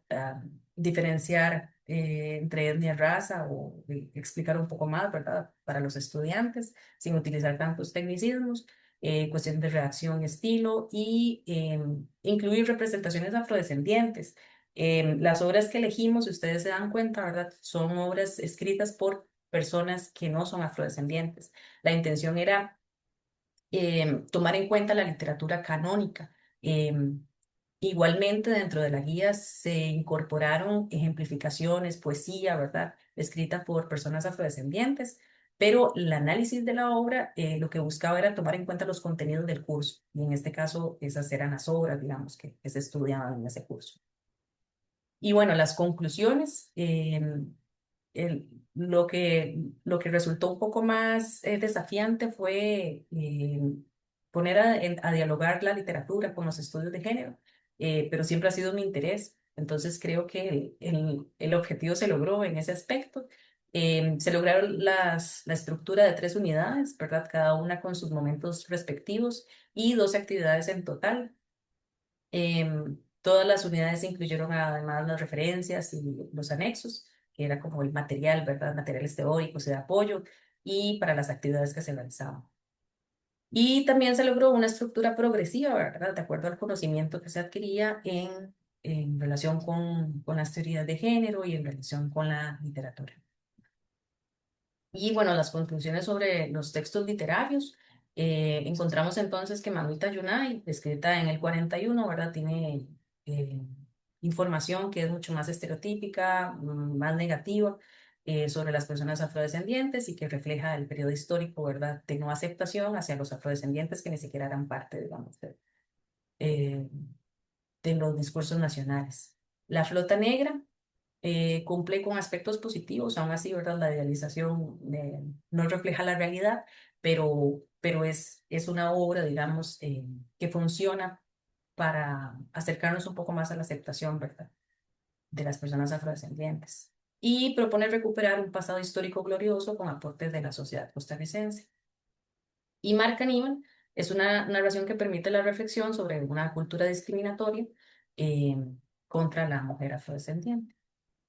Esa sería mi guía. Entonces, muchísimas gracias por la atención. Muchas gracias, Sigrid, por tu presentación y por apegarte al tiempo. Ahora abriríamos un espacio de preguntas y respuestas. Quien tenga a bien consultarle a las compañeras, por favor, levanta la mano. Tenemos alrededor de 30 minutos para hacer este intercambio y luego finalmente terminaríamos con unas palabras de cierre, pero quien quiera participar de primero, consultándole a las compañeras, pues puede levantar la mano.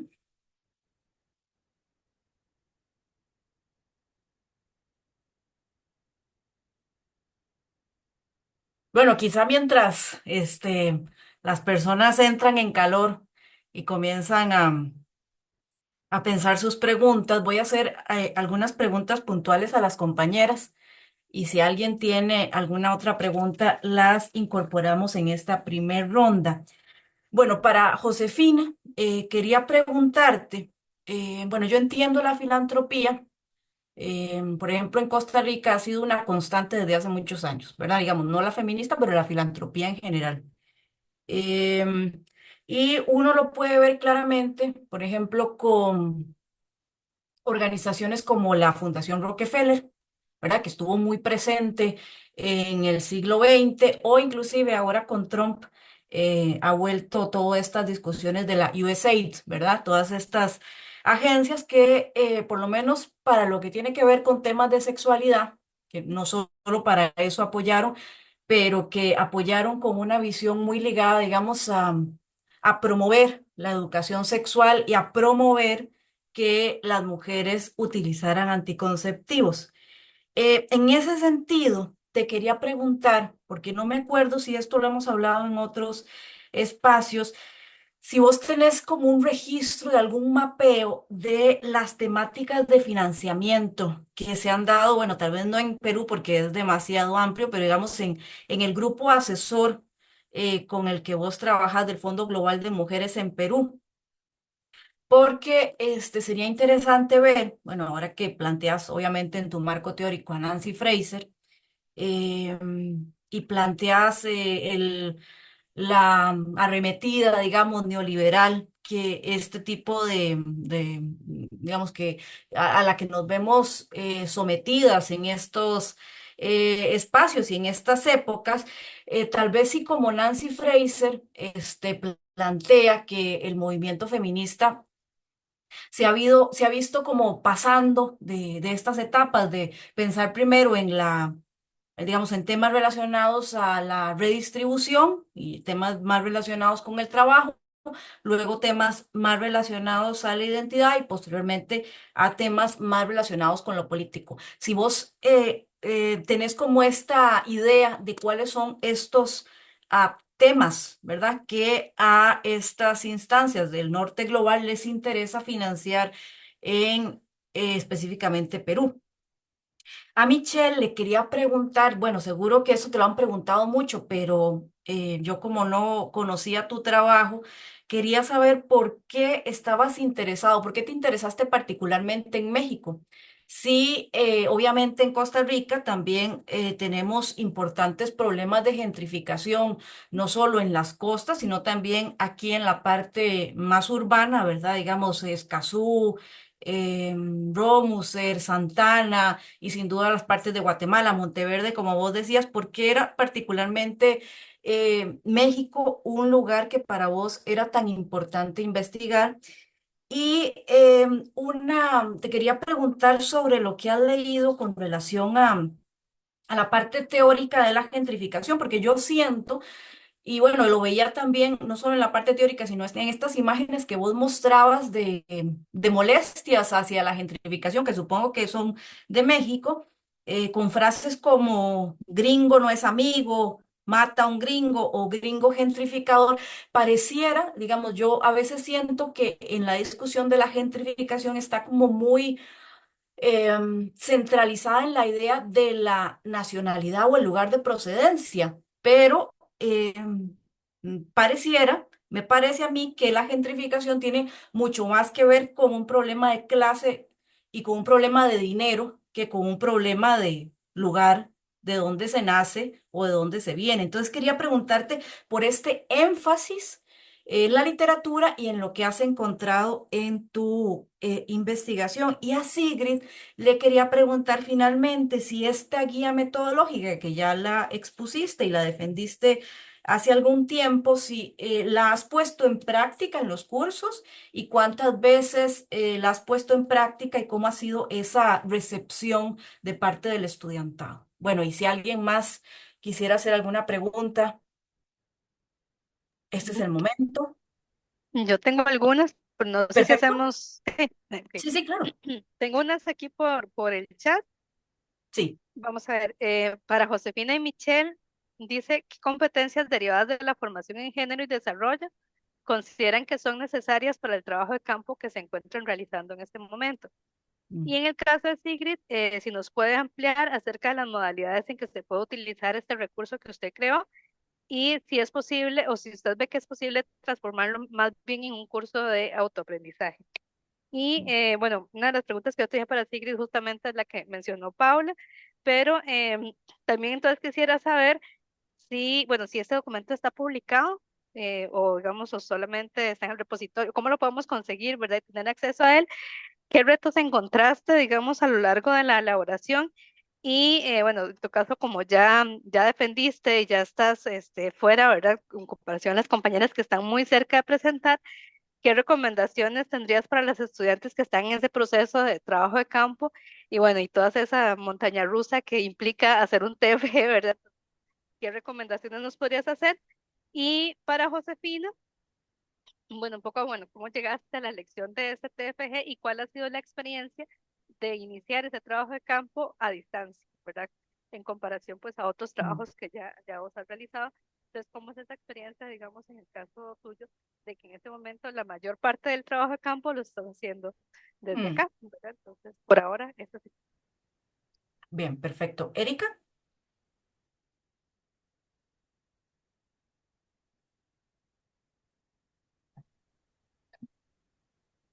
Eh, Buenas tardes, compañeras. Muy interesante todo lo que nos han expuesto, ¿verdad? Además, novedosos. Yo una de las preguntas que tenía creo que se relaciona un poco con lo que mencionaba Sileni, ¿verdad? Como un trabajo que me parece muy atinado a la realidad latinoamericana y el que nos expone, por ejemplo, Michelle, pero no ubico, tal vez si nos puede ampliar, porque como el tiempo era limitado, tal vez eso fue lo que, ¿verdad? A veces impide cómo incluir esa perspectiva de género, ¿verdad? Desde la carrera en un trabajo como este, ¿verdad? ¿Cómo piensa ella incluirlo? ¿Cómo lo visualiza desde ese enfoque de género, ¿verdad? Y a Sigrid, bueno, ¿por qué específicamente también esas novelas, verdad? Si fue que también profundizó en algunas otras, si ha pensado que esta guía metodológica podrá ampliarse a otra literatura que podría también dar algunos contenidos importantes, ¿verdad? Pero como esas serían las dos como dudas que tenía, digamos, como para que las compañeras nos amplíen en todo lo que sea este un espacio para que ellas puedan ampliarnos esas perspectivas. Sí, muchas gracias. Si quieren, empezamos contestando como expusieron Josefina, Michelle, Sigrid, y luego vemos a ver si hay más preguntas. Ok, a ver si me acuerdo. La primera pregunta de Paula era si había como este mapeo de agendas que a los donantes les interesa con relación al otorgamiento de fondos. Bueno, como les decía inicialmente, la filantropía se diferencia de la cooperación internacional básicamente por por de dónde provienen los fondos, ¿verdad? Es muy diferente de donde proviene, por ejemplo, de USAID, porque son fondos públicos de, digamos, de las personas contribuyentes de Estados Unidos, así como otras agencias de cooperación internacional como la española, la alemana, ¿verdad?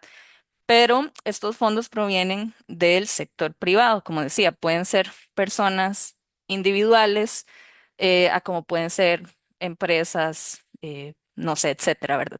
Entonces, básicamente eso también, pues, depende de la necesidad que se identifique desde esas organizaciones. Por ejemplo, para Perú, en este caso que yo conozco, han hecho un mapeo de cómo está el movimiento y cuáles son las necesidades. Ahí se identificó, por ejemplo, que este movimiento que lucha por la justicia de género tiene una tendencia a luchar más ampliamente en esa intersección de luchas, pero algo que les une es la violencia basada en género, ¿verdad? Entonces, por eso el proyecto está muy orientado a temas de violencia basada en género, que también es súper amplio, porque afecta a personas, a mujeres cis, a mujeres trans, a mujeres indígenas, mujeres con discapacidad, etcétera. Por eso entonces ahí confluyen una serie de identidades. Pero también hay otras necesidades dependiendo del territorio o del continente donde se encuentre, ¿verdad? Porque para otros lugares la necesidad sería, por ejemplo, la justicia climática, ¿verdad? ¿Cómo está afectando el cambio climático a las organizaciones de la sociedad civil y en especial a las poblaciones más vulnerables? Y así sucesivamente hay otros lugares donde se prioriza, por ejemplo, eh, las trabajadoras del hogar, ¿verdad? Eh, lo que he visto de otras organizaciones. Entonces, eso depende más como del mapeo y también de datos que se generen alrededor de estas necesidades.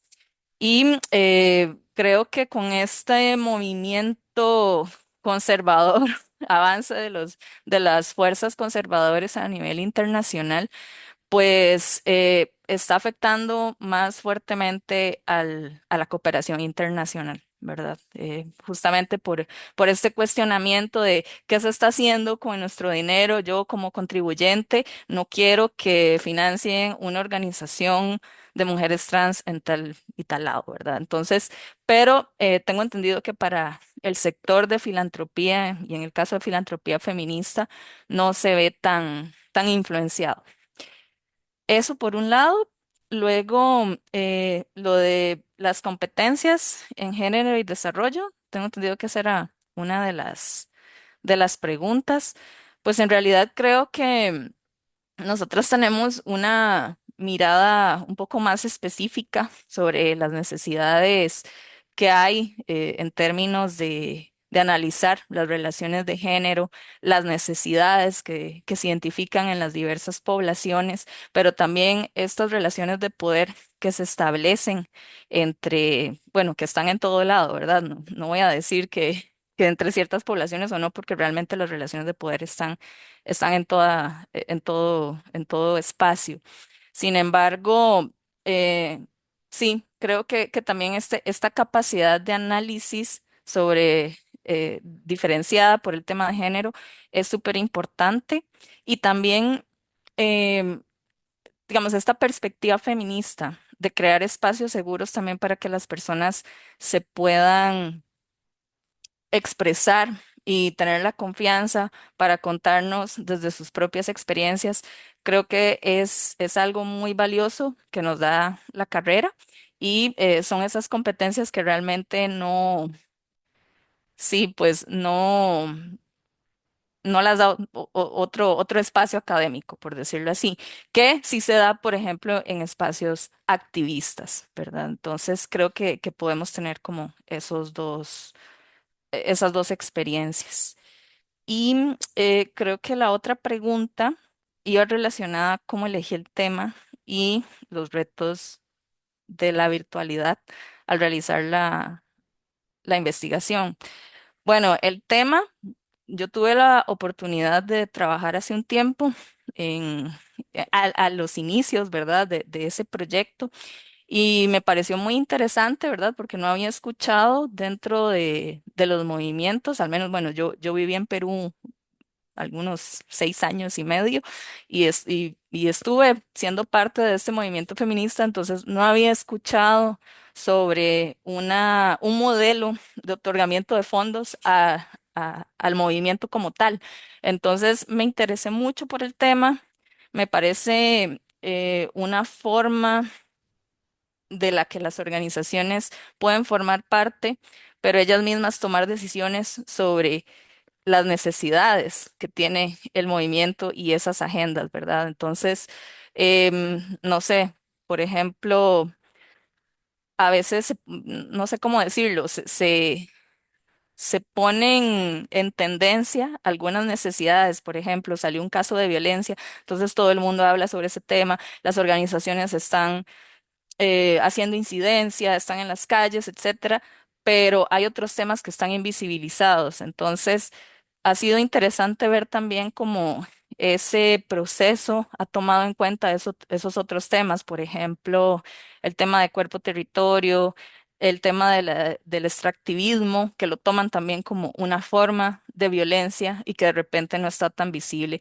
dentro de los movimientos feministas de mujeres y diversidades. Entonces, básicamente ese fue como mi interés, ¿verdad? Como conocer desde el inicio y también saber cómo, qué han hecho, cómo se ha desarrollado y qué resultados ha tenido, si realmente ha funcionado, qué tanto ha funcionado, qué ajustes habría que hacer y justamente para ver esas recomendaciones que de repente podrían funcionar o serles de utilidad para una futura estrategia.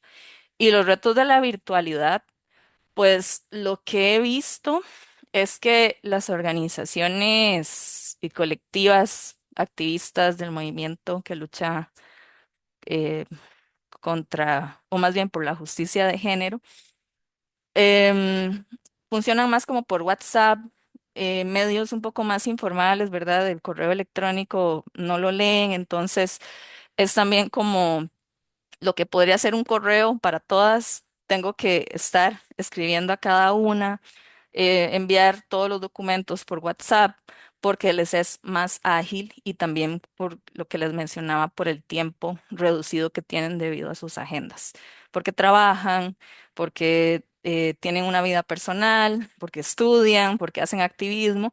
Entonces, sí, ha sido como más trabajo de coordinación por estos otros medios, pero realmente no me he visto como enfrentada a que alguien no se pueda conectar a una reunión por temas de virtualidad. Creo que ya la pandemia las ha preparado para ese entorno virtual. Muchas ya manejan el Zoom. Y de hecho usé Meet en lugar de Zoom y algunas ya les costaba un poco como pasar de Zoom a Meet, por ejemplo, pero realmente no, se adaptaron súper bien. Entonces, esa creo que ya respondí.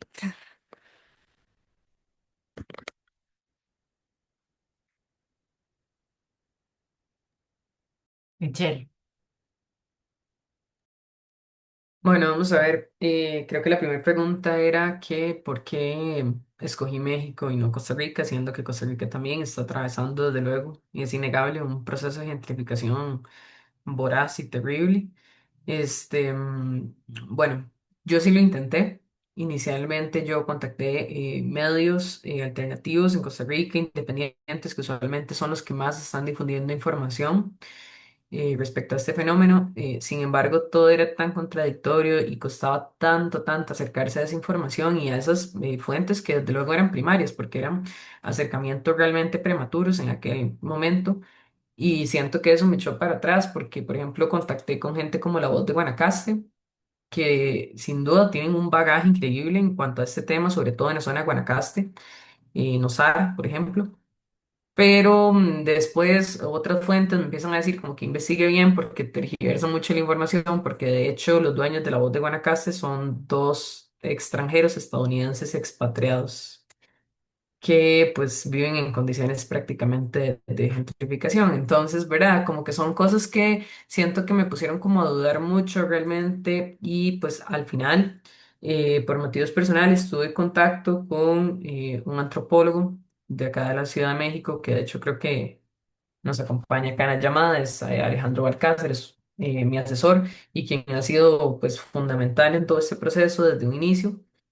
Y pues yo le explico cuáles son mis intereses y demás, porque yo ya además por cuestiones personales varias veces había venido a la Ciudad de México y pues me había caminado a colonias que están sumamente gentrificadas, pero llegamos al entendido luego de discutir muchísimo que la Santa María estaba y está actualmente en una etapa de gentrificación muy distinta, como les explicaba ahora, a esas otras colonias que en realidad eso se traduce en que es una gentrificación más silenciosa, de una u otra forma, como más solapada, es menos mediática, menos palpable, pero es muy activa. Y eso, en realidad, desde mi punto de vista, es muchísimo más peligroso.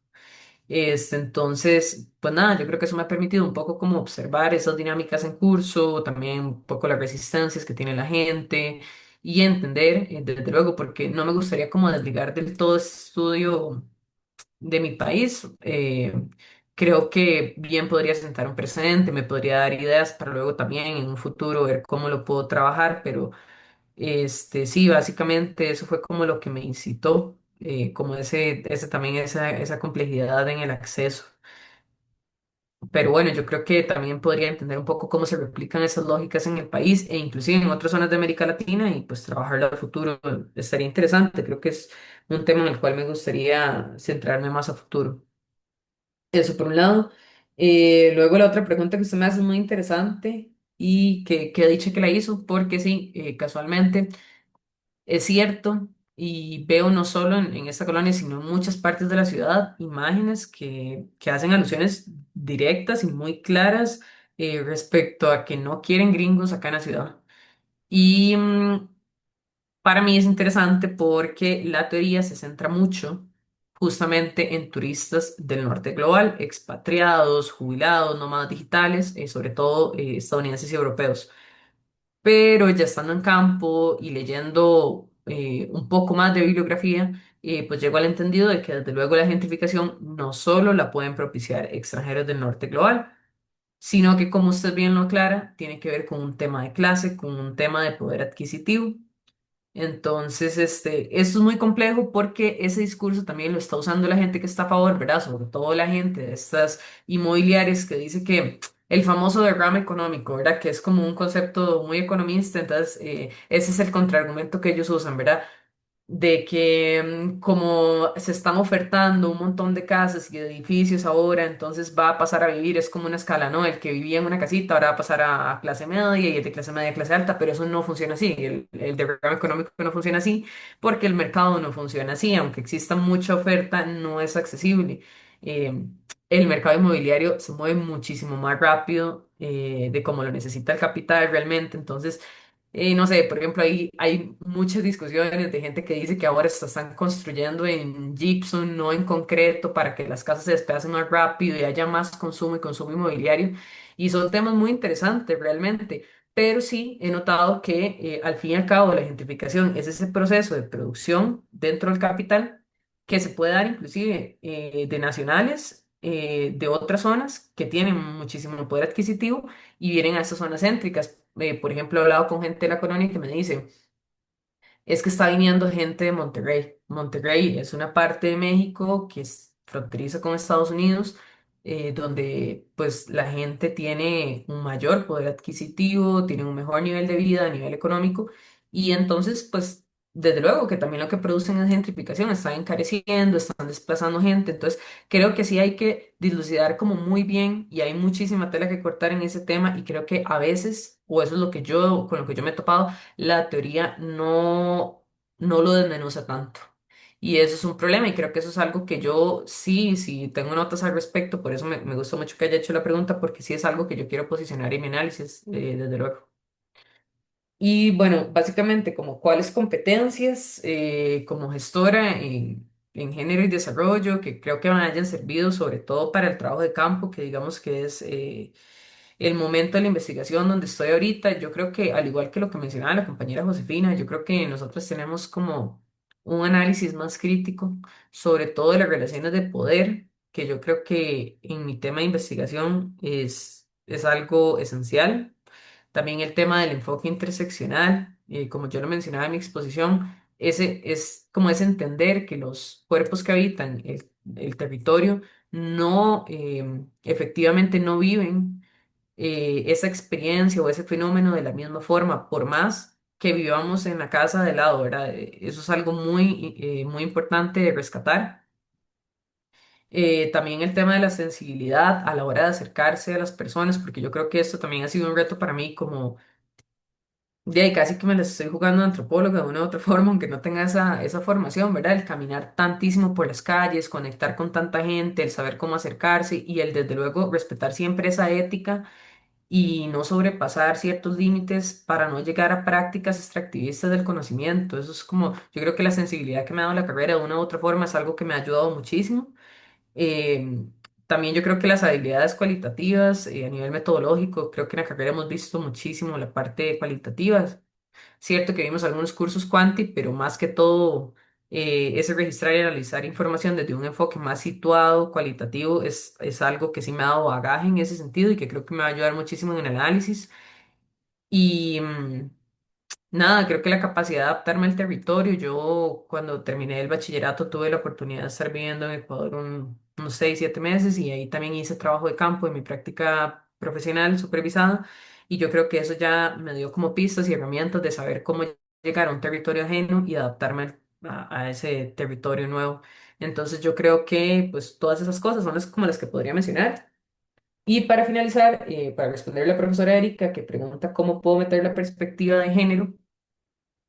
Bueno, yo creo que primero, desde que delimito el problema, en el título y en la problematización, tanto en el objetivo general, está muy demarcado que yo entiendo que el fenómeno afecta de forma diferenciada a las mujeres y de hecho es algo que he discutido con Sileni en estas semanas, que quiero ampliarlo, que creo que eso es algo que va a tener que hablar con la comisión, quiero ampliarlo no solo a mujeres, sino a disidencias, porque es algo que he encontrado en campo.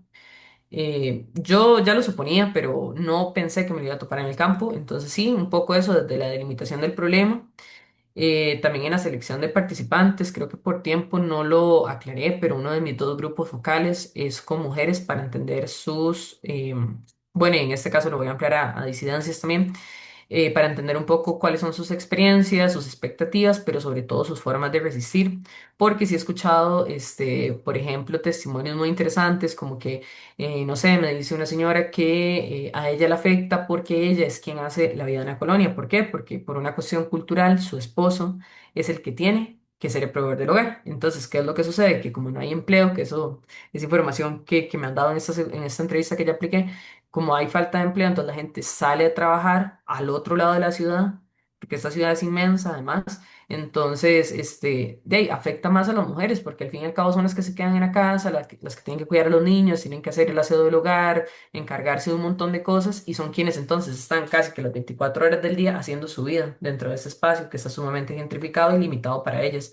Entonces también un poco eso, la selección de participantes, los instrumentos. Y el análisis de información, que aunque aún no lo empiezo, desde ya estoy segura que voy a problematizar como todos esos impactos, tomando en cuenta las relaciones de poder que atraviesan estos cuerpos disidentes y cómo lo viven de forma diferenciada. Es decir, como muy resumido, eso es lo que puedo contestar. Creo que no se me quedó ninguna pregunta. Muchas gracias. Y Sigrid, finalmente. Ujú. Bueno, me preguntaron si había aplicado la guía. Em, yo hice algunos ejercicios con mis estudiantes en el tiempo en que la construí, que estaba dando el curso de literatura, y actualmente la he aplicado, pero no en su totalidad, solamente en unidades, porque doy clases de comprensión lectora, entonces funciona muy bien. Em, Usualmente es bien recibida, ¿verdad? El tema de género siempre es muy controversial, especialmente en personas que no están acostumbradas, ¿verdad? O no están deconstruidas, pero funciona bien para estudiantes, por ejemplo, de primer ingreso. Em, lo interesante también es que a veces resulta muy controversial estudiar una obra, por ejemplo, como Mamita United, desde la perspectiva de discriminación, porque, ¿verdad? Si baja el protagonista, se ha construido en la literatura costarricense como un héroe. Entonces, decirles que es racista, no, a veces es un poco controversial, como les decía. Em, Sobre la pregunta de si alguien más puede utilizar la guía, sí, se supone ¿verdad? Que pensamos en una guía que cualquier persona la puede utilizar, o sea, gente del colegio o gente que esté interesada en estos temas, ¿verdad? Que quiera aprender un poquito más. Em, pero aún así hay que hacer la salvedad de que las obras que elegí son bastante amplias. El tema, ¿verdad?